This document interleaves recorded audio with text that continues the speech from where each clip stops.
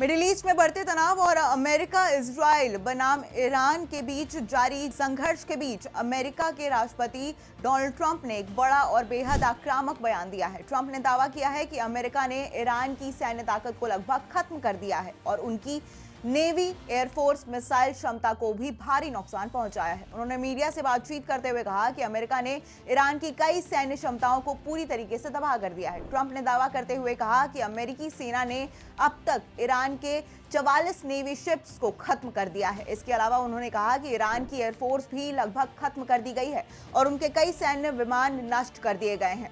Trump के मुताबिक Iran की मिसाइल क्षमता पर भी बड़ा वार किया गया है और उनकी ज्यादातर मिसाइलें नष्ट हो चुकी हैं। ट्रंप ने कहा है कि पहले ईरान की तरफ से लगातार मिसाइलें हमले हो रहे थे, लेकिन अब उनकी संख्या काफी कम हो चुकी है और इसका कारण यह है कि अमेरिका ने उन फैक्ट्रियों और मैन्युफैक्चरिंग एरिया को निशाना बनाया है जहां ईरान तेजी से मिसाइलें बनाता था। उन्होंने ये भी कहा कि ईरान की ड्रोन क्षमता भी अब पहले जैसी नहीं रही। अमेरिकी हमलों के बाद उनकी ड्रोन प्रोडक्शन ऑपरेशन दोनों को गंभीर नुकसान पहुंचा है।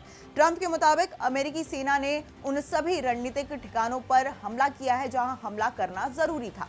इसी के साथ ट्रंप ने अपने बयान में यह भी कहा कि अगर अमेरिका चाहता तो ईरान की पूरी मिलिट्री को पूरी तरीके से खत्म कर सकता था, लेकिन फिलहाल ऐसा करने का फैसला नहीं लिया गया। उन्होंने कहा कि हम चाहे तो उनकी पूरी मिलिट्री पर बहुत ज्यादा ताकत से हमला कर सकते हैं, लेकिन इस पर अंतिम फैसला अभी नहीं हुआ है। ट्रंप ने आगे कहा कि इस युद्ध में अमेरिका लगातार बढ़त बना रहा है। उनके मुताबिक अमेरिका ने वो सब हासिल कर लिया है जिसकी किसी को उम्मीद नहीं थी। उन्होंने दावा किया कि युद्ध को एक हफ्ता पूरा होने के बाद भी अमेरिका की स्थिति बेहद मजबूत है और ऑपरेशन उम्मीद से ज्यादा सफल हो रहा है।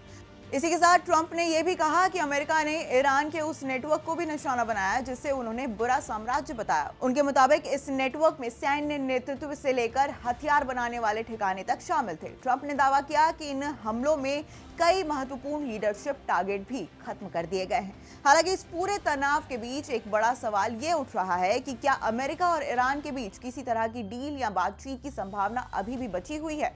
इस पूरे घटनाक्रम के बीच वेस्ट एशिया यानी कि मिडिल ईस्ट में हालात बेहद तनावपूर्ण बने हुए हैं। लगातार हो रहे सैन्य हमले, मिसाइल स्ट्राइक्स, ड्रोन ऑपरेशंस ने पूरे क्षेत्र को युद्ध के मुहाने पर ला खड़ा किया है। अब दुनिया की नजर इस बात पर टिकी हुई है कि क्या यह संघर्ष और ज्यादा बड़ा रूप लेगा या फिर किसी कूटनीतिक पहल के जरिए इस तनाव को कम करने की कोशिश की जाएगी। फिलहाल इतना साफ है कि अमेरिका और ईरान के बीच ये टकराव सिर्फ दो देशों का मुद्दा नहीं रहा है, बल्कि इसका असर पूरे मिडिल ईस्ट और वैश्विक राजनीति पर पड़ सकता है।